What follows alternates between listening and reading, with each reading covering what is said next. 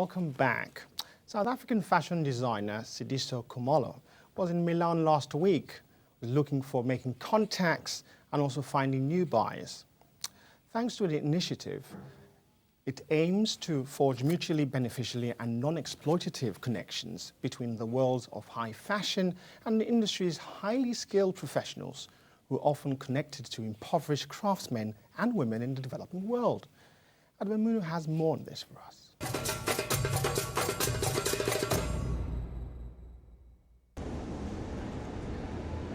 South Africa's Sidiso Khumalo hopes you like the fact that her clothes are made in Cape Town and sweatshop free. But most of all, the London-based designer hopes you want to buy them because you love wearing the signature graphic prints inspired by and made in her homeland. I think people should buy into my stuff because it's good. I don't think people should buy into my stuff just because it's African. And that's how I think myself and all of the designers here like to think of ourselves, as we are designers first, then we're African, I'm a woman, I'm a mother, I'm all of these things, you know, and I think people should buy into my brand because they like the stuff and they think it's good quality. And that's for me, like, the fundamentalist, does the design work? If the answer is yes, then yes, buy into my brand. And bonus that it's African.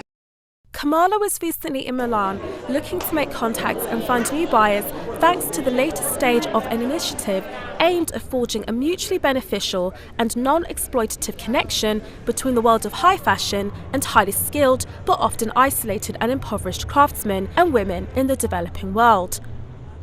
The Ethical Fashion Initiative, a programme run by the Geneva-based International Trade Centre, has already helped some 20 top designers, including Vivienne Westwood and Stella McCartney, to source original textiles, jewellery and other accessories in several African countries.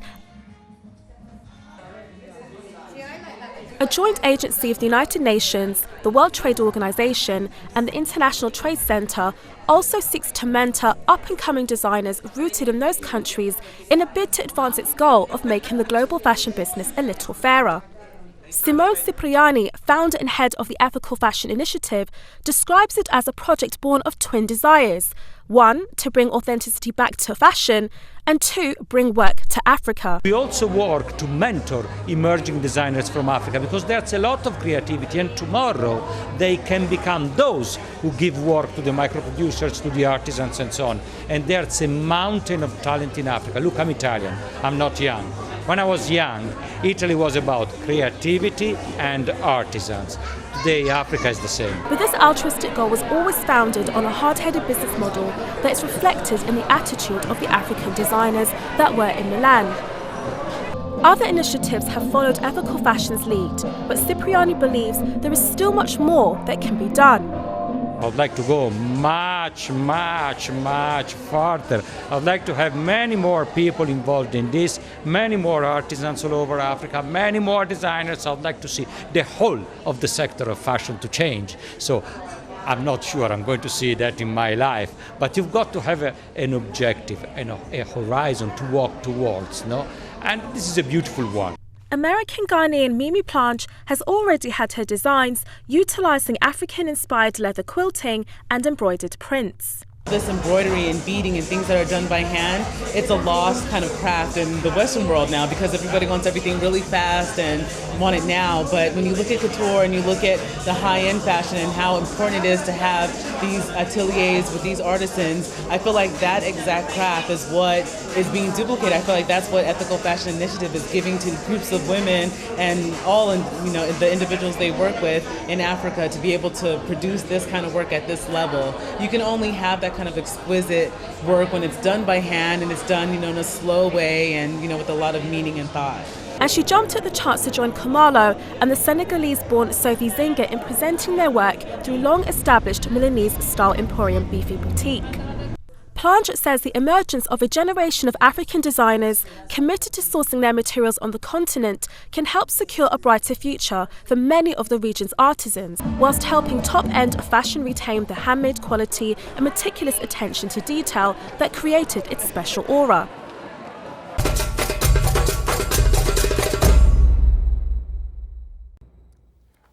Joining me to discuss this, we have on the line Alae Ismail, who is the co-founder of London-based Style by Africa, a life and style blog. We also have Zaid Philander, who's from Cape Town in South Africa, the founder and designer at Iscream&red, that brings opportunities for people with disability and recycling fashion items. In the studio we have Yasmin Khatun, who's filmed documentaries on this ethical fashion issue. Welcome everyone. Yasmin, fashion is your thing and you are quite knowledgeable on that. How do you think that ethical fashion, how big is it, and is it here to stay or is it just a simple fad? Well, I think it has to be here to stay. The industry needs to become sustainable. The whole industry has to be ethical. It's not just ethical fashion, a group of designers or a collective group of activists who are trying to be more ethical. Rather, the whole industry needs to see some change, and we're on the path to getting there. There have been some changes. There have been changes in terms of transparency. There's been changes in terms of actually working out that route that clothing takes before it gets to you, and also in the eyes of the public. It's much more in the public domain. We hear a lot more about it. The words green fashion, ethical fashion, sustainable fashion, it's all within our language now. And so things are changing, and I don't think you can go back from becoming conscious of the lack of ethics. Once you become conscious and you see what happens as a result of fast fashion, I don't think you can go back to that lack of consciousness. So there has to be some movement going forward. I don't think it's a fad or trend that can necessarily go back to days of not understanding the repercussions of fast fashion. Alae, Yasmin clearly thinks the fashion is here to stay and progressing in the right direction. How lucrative is international market on fashion, and do you think there are any African brands that stand out? Yeah, no, absolutely, it does. And I think Yasmin kind of hit the nail on the head in terms of the sustainability, which is definitely led by consumers. Once customers know exactly how their products are made, then they are more conscious and they're more likely to buy from that brand. And you can see big high street brands who are trying to take on more of that conscious look, like H&M, and as mentioned before, Vivienne Westwood and Stella McCartney. But I think there's loads of homegrown talent that are coming out of Africa who are really implementing ethical fashion. Like you had mentioned in the snippet, Ndusi Camelo, who we source and stock in our brand, in our shop. You've also got another South African brand called Laduma Mahosa. He does amazing wool jumpers, and he's really big in terms of in South Africa. And now he's moved here to study at one of the London colleges, one of the fashion schools here, and he's just done really well in terms of response. So yeah. I think it's definitely very lucrative, but I think what we need is consistency. We need more customers to be aware of how products are made, and I think that's how we're going to get more of them to buy these products and support these brands and kind of continue that momentum. Well, I like the momentum aspect. It's about keeping it going. Zaid, you are in South Africa. You are physically feeling the pulse of the African continent in terms of fashion. Can you sort of give us a sense of the up-and-coming young entrepreneurs who are joining this mainstream?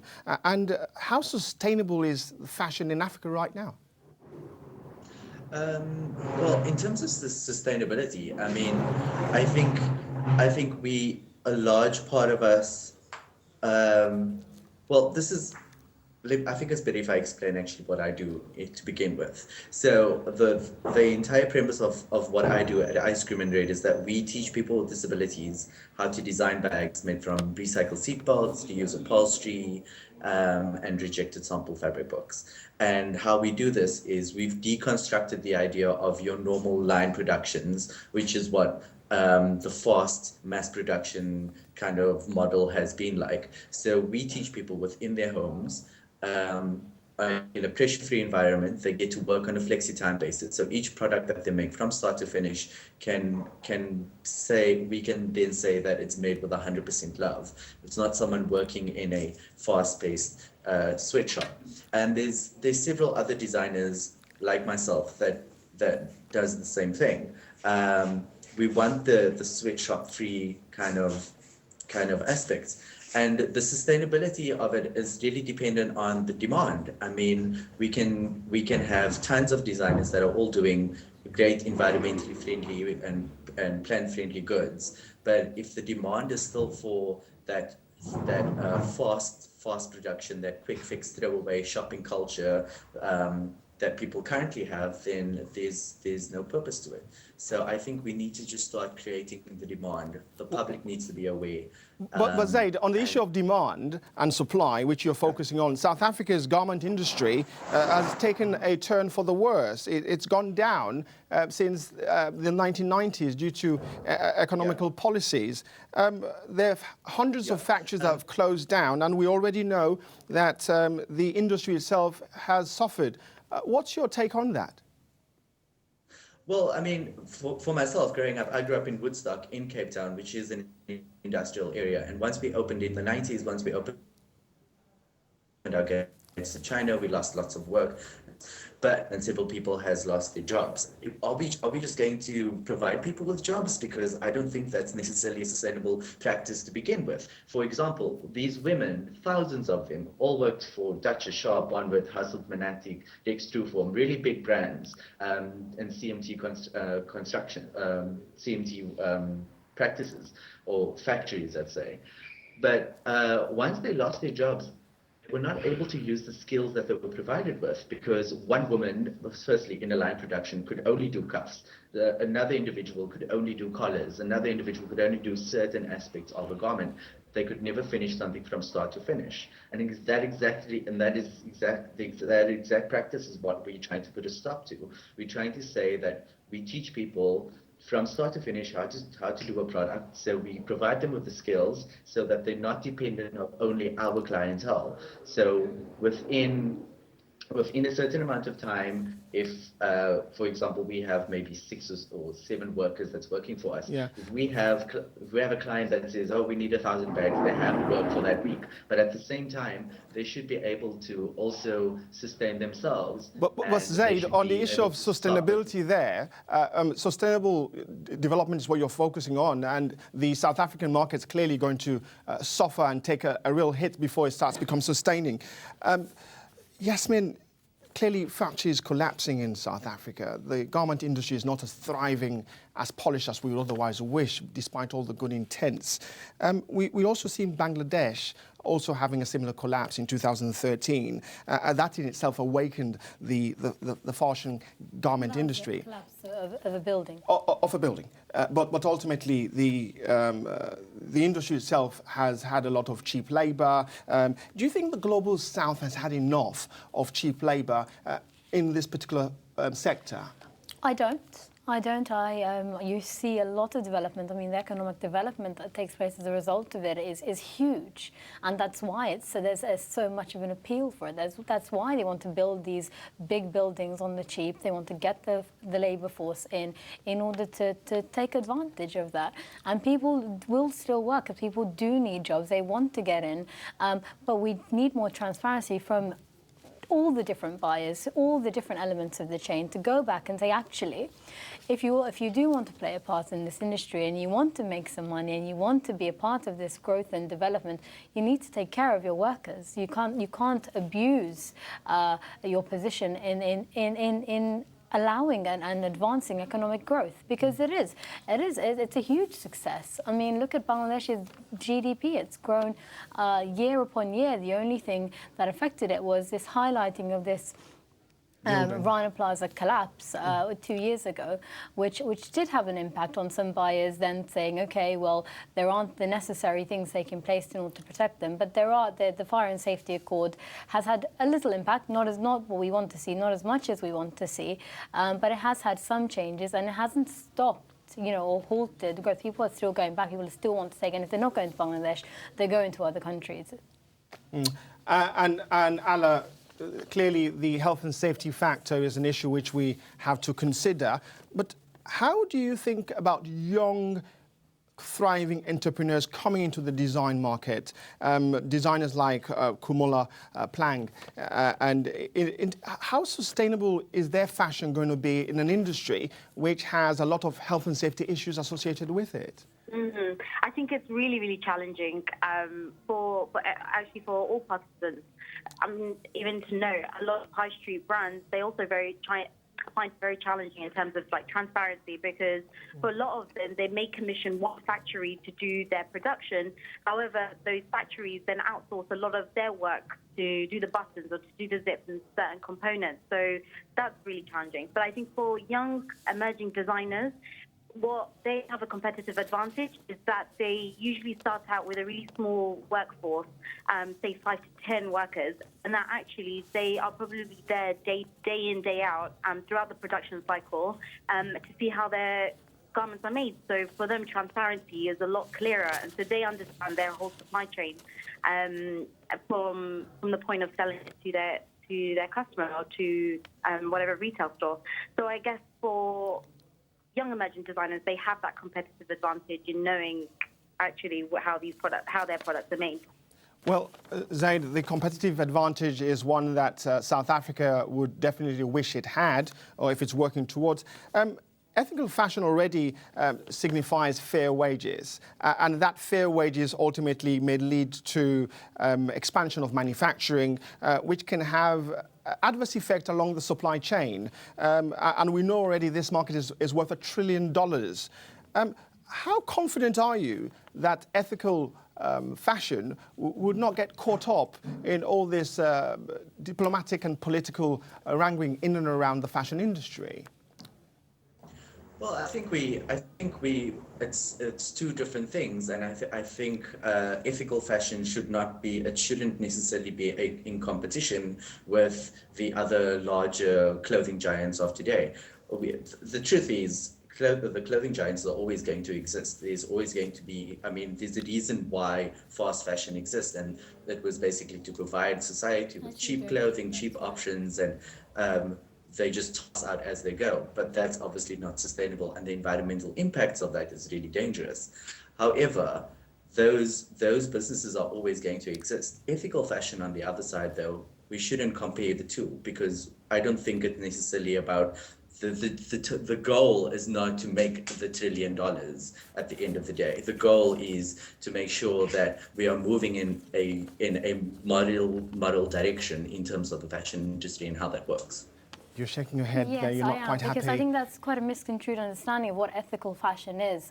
It's being ethical all around. It's not having a separate industry which is ethical and one that is unethical. If you look at things like the Green Carpet Project, projects that people, Olivia Firth, are involved in, Gucci, major brands, Chopard, being ethical. You need the major brands to be ethical, as well as these smaller brands which are coming about, the independent organizers. You can't have two different industries side by side, one which is unethical, because the whole point is having a fairer industry for all.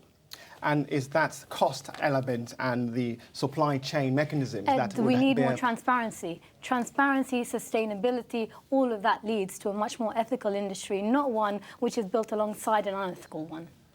Wow. And sort of on the transparency, accountability, do you think we should push this into our schools and universities and colleges? Absolutely, and it is. You see it in things like Fashion Revolution. Over the last 2 years, you see it in projects which are in schools and universities. If you go to the London College of Fashion, there's a major project in place that young designers learn how to be sustainable when they're setting their businesses up, so that the next generation of designers are much more clued up to ensure we have a much more sustainable industry and we don't have the issues that we're being faced with. Because one of the issues that we are faced with is that factories have already been built, things are already in place which are creating unethical elements in the industry. But if you can change the existing elements and the new ones that come about are already ethical, then you've got change in your hands.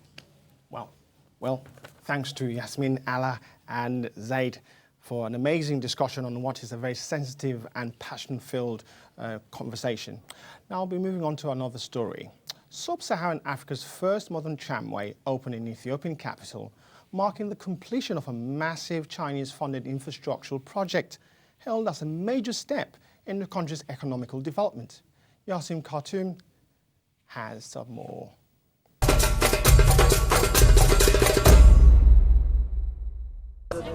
Welcome to Addis Ababa light rail train. Next station is Dharma. Sub-Saharan Africa's first modern tramway opened in the Ethiopian capital, marking the completion of a massive Chinese-funded infrastructure project hailed as a major step in the country's economic development. Even before the ribbon was cut, several hundred residents were queuing for a ride on the Chinese-driven trams, which have the capacity to carry 60,000 passengers a day across the capital of Africa's second most populous nation. The tramway is designed to relieve the mounting strain on the city's roads, where up to now, public transport for the 5 million and growing population has consisted of aged buses and so-called blue donkeys, a network of cramped, polluting minibuses.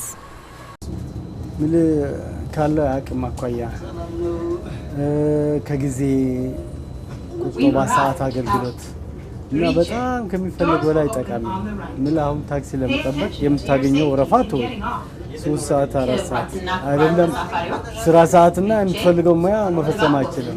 The two-line 34-kilometer system was built by the China Railway Engineering Corporation, costing hundreds of millions of pounds, 85% of which had been covered by China's Exim Bank.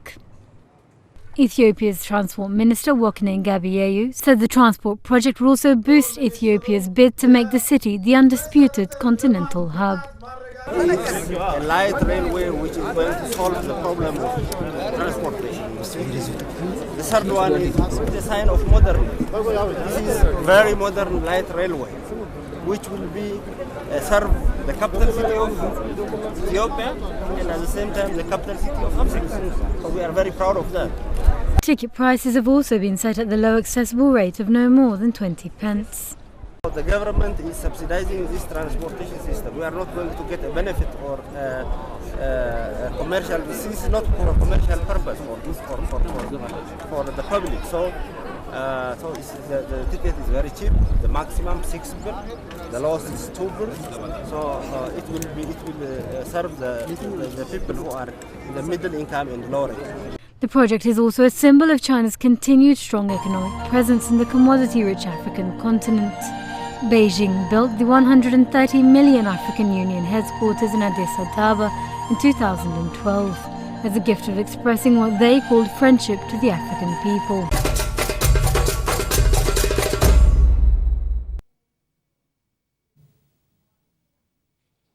Well, that's all the time we have for this episode of Africa This Week.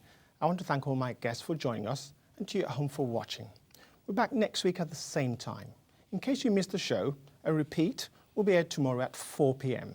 You can catch previous episode on YouTube using the /Islam channel TV. Or you can contact us on Twitter by using the hashtag AfricaThisWeekIC via the @Islam channel CA. Do check up for updates and in relation to the Black History Month too. Now, thousands of demonstrators took to the streets in South Africa on Wednesday to protest against corruption and public frustration growing over the government scandal and stagnant economy. The ruling National African Congress led the fight to end minority rule, but by 20 years in power. This is widespread pessimism and the benefits of democracy have only reached a few. We'll leave you with scenes of 2,000 protesters who gathered in Pretoria, a city in the northern part of South Africa. Have a beautiful evening. Bye-bye.